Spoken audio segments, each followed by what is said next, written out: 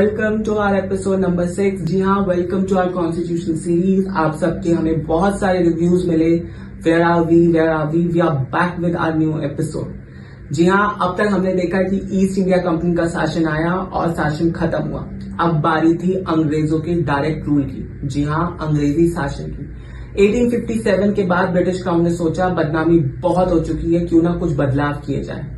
और तब आए कुछ ऐसे एक्ट जिन्होंने इंडियंस को सिस्टम में जगह दी, लेकिन सिर्फ नाम की। ऐसी एक एक्ट के बारे में बात करते हैं, इंडियन काउंसिल एक्ट ऑफ 1861, जो एक शुरुआत थी पर दिखावे की। The British introduce this act to show that they were including Indians in the British governance system.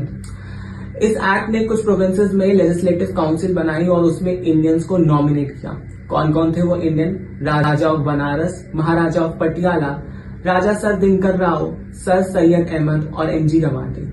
जी हाँ, इन लोगों को सिस्टम में इंक्लूड किया गया, ये दिखाने के लिए कि ब्रिटिशर्स इंडियन की कितनी केयर करते हैं और अब वो इंडियंस की आवाज सुनने लगे। But let's be very honest, they had no decision making power. सिर्फ सलाहकार थे और एडवाइजर थे। न वोट का हक था, न ही किसी बिल को रोकने की ताकत थी। ये सिर्फ एक टोकन एंट्री थी। असली पावर अब भी अंग्रेजों ने अपने पास रखी थी। Still, this was the first symbolic step to show that Indians were involved in the British governance system. फिर एक और एक्ट आया, the Indian Council Act of 1892। जी हाँ, ये छोटी सी इंप्रूवमेंट थी पुराने एक्ट की। Now some Indian could be indirectly nominated to the councils। अब उन्होंने कुछ अधिकार मिले, जैसे बजट पे चर्चा करने का अधिकार और उस पर सवाल पूछने का अधिकार। But even now also they don't have any voting rights, no power to influence British decision। मतलब आवाज मिली, लेकिन उस आवाज में कोई असर नहीं था। रिप्रेजेंटेशन इंक्रीज हुआ, लेकिन real influence still remain zero. अगला एक्ट था सबसे कंट्रोवर्शियल एक्ट, जिसने इंडिया को डिवाइड एंड रूल की पॉलिसी में झोंक दिया। जी हाँ, the Indian council act of 1902, जिसे हम मॉर्ले मिंटो रिफॉर्म्स भी कहते हैं। इसी एक्ट के जरिए अंग्रेजों ने पहली बार फॉर्मल तरीके से बांटों और राज करो की तकनीक का इस्तेमाल किया भारत में। पर आप जानते हैं इसे मॉर्ले और मिंटो रिफॉर्म क्यों कहा जाता है? क्योंकि John Morley was the secretary of state of India, जो लंदन में बैठ के इंडिया के लिए पॉलिसी बनाता था, और Lord Minto was the viceroy of India, जो उस पॉलिसी को इम्प्लीमेंट करता था।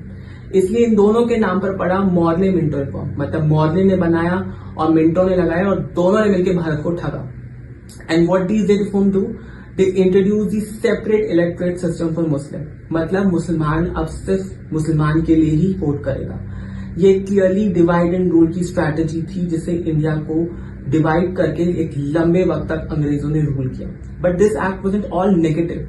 For the first time Indian were nominated to the executive council of viceroy.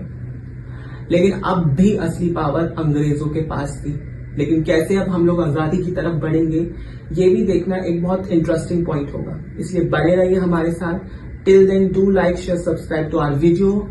अगला वीडियो हमारा होगा 1919 के एक्ट पे, और धीरे धीरे जब हमारा देश आजाद होगा और हमारे देश का संविधान होगा, तब हम देखेंगे कैसे इंडिया एक स्वर्णिम इंडिया बना। Thank you so much.